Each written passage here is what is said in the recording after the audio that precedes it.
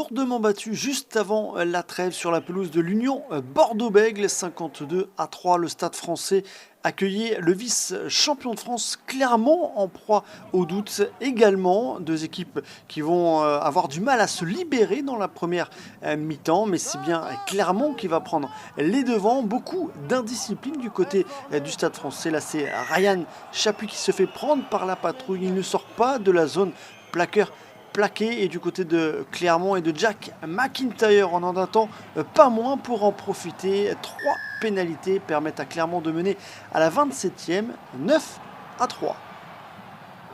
La réaction parisienne avec l'indiscipline également, clermontoise, on l'a dit, deux équipes en proie en doute, et côté parisien, c'est Joris Second qui permet aux Parisiens de revenir à 3 longueurs, 9-6 à la 32e.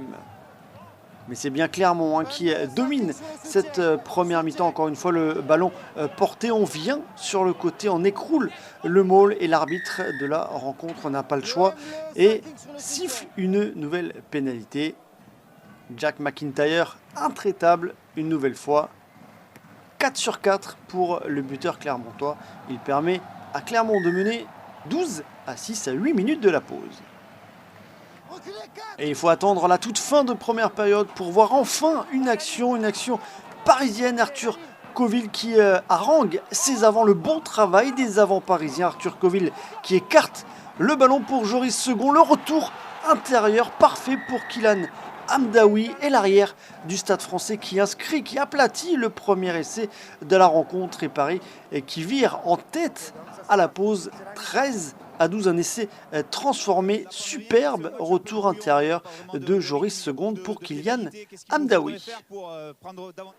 Et au retour des vestiaires, évidemment, on en attend plus pour ces deux équipes, et c'est Clermont qui va monter d'intensité, qui va augmenter le curseur avec Moala qui va trouver l'espace, fixé 3 défenseurs et ajuster pour la passe pour Samuel Ezeala, la passe pour l'ailier clermontois, pour l'essai des Auvergnats. Le superbe travail du centre Moala qui fixe 3 défenseurs parisiens. Le 2 contre 1 parfait pour Samuel Ezeala. L'essai transformé par Jack McIntyre, et Clermont ne va pas s'arrêter là. C'est Peter Betham cette fois-ci, arrêté à quelques centimètres de la ligne d'en but parisienne. Le jeu qui rebondit, Morgan Parra pour Fritz Lee, et en force le 3e ligne centre qui aplatit le 2e essai clermontois.